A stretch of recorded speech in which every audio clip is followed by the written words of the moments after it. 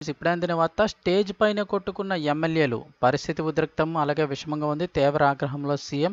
వివరాలు వీడియోలో తెలుసుకుందాం. వీడియో స్కిప్ చేయకుండా పూర్తిగా చూడండి, అప్పుడే కంప్లీట్ ఇన్ఫర్మేషన్ అయితే అర్థమవుతుంది.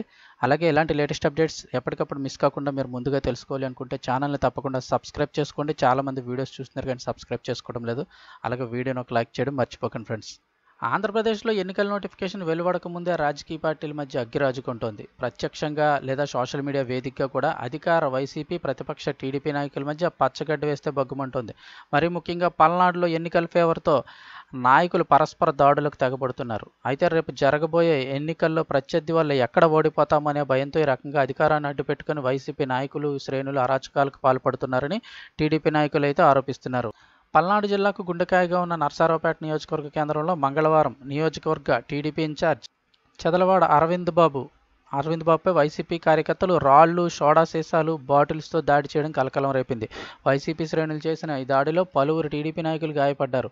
ప్రస్తుతం నర్సారావుపేటలో ఉద్రిక్త వాతావరణం నెలకొంది. గాయపడిన టీడీపీ కార్యకర్తలు 10 మంది ఓ ప్రైవేట్ ఆసుపత్రిలో ట్రీట్మెంట్ తీసుకుంటున్నారు. నర్సారావుపేటలోని స్థానిక 5వ వార్డులో ఏర్పాటు చేసిన కార్యకర్తల ఆత్మీయ సమావేశానికి హాజరైన నర్సారావుపేట టీడీపీ ఇన్ఛార్జి చదలవాడ అరవింద్ బాబుపైనే వైసీపీ కార్యకర్తలు సోడా సీసాలు, బండరాళ్లతో దాడికి పాల్పడ్డారని చెప్తున్నారు. ఈ దాడిలో సుమారు 10 మందికి పైగా టీడీపీ కార్యకర్తలకు తీవ్రంగా గాయాల పాలయ్యారు.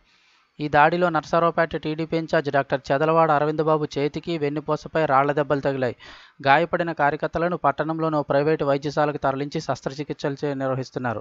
తమ పార్టీ కార్యకర్తలపై వైసీపీ రౌడీ మూకల దాడిని డాక్టర్ అరవింద్ బాబు తీవ్రంగా ఖండించారు. తాము శాంతియుతంగా ఎన్నికల ప్రచారం నిర్వహించుకుంటుంటే వైసీపీ గూండాలు సోడా సీసాలు, బండరాళ్లతో తమపై దాడి చేయడం హేయమైన చర్య అని మండిపడ్డారు.